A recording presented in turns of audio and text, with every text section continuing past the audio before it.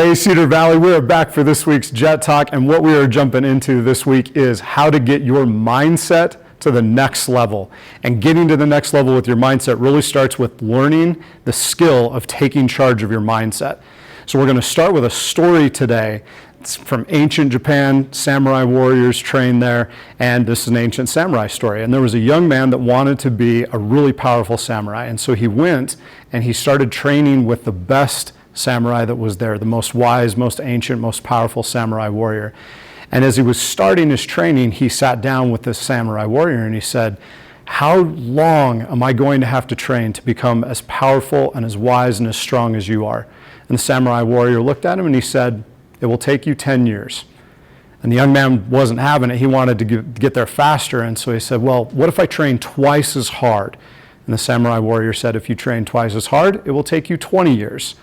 And the young man got a little bit frustrated by this. He says, "Well, what if I just trained all the time, 24 hours a day, 7 days a week? What if I gave everything I had to the training?" And the samurai warrior said, "If you do that, it will take you 30 years.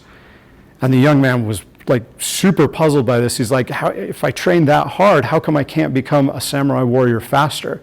And the warrior looked at him and he said, "The harder you try to squeeze water in your hand, the more of it will slip through your fingers. Training is an important part of your growth, but if you have one eye on the destination, you only have one eye for the journey." And what he was training him there is that the present moment is where your growth happens. And if we focus on our destination too much, we miss the actual growth that we can go through. And our mindset is a really big key for this.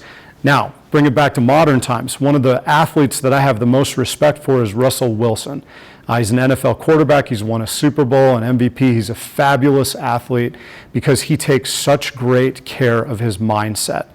And I'm very familiar with his sports psychologist and some of the work that he's done, so I know what they work on together. And his sports psychologist that works with him on his mindset has trained him in something called the law of substitution. And the law of substitution is something that simply says the mind can only focus on one thing at a time. And it can bounce back and forth between things really, really fast, and it's pretty efficient at that. But truly, the mind can only focus on one thing at a time. And so he's trained Russell Wilson to help him get the real power out of that. And what Russell Wilson does well is he focuses on the most important thing at any given moment, and he's really able to progress and do what he does at a very high level. So what do you focus on? Where do we put our focus to get the most out of ourselves, get the most out of our lives? A great place to start your focus is focusing on the things that you can control. We call them the controllables here.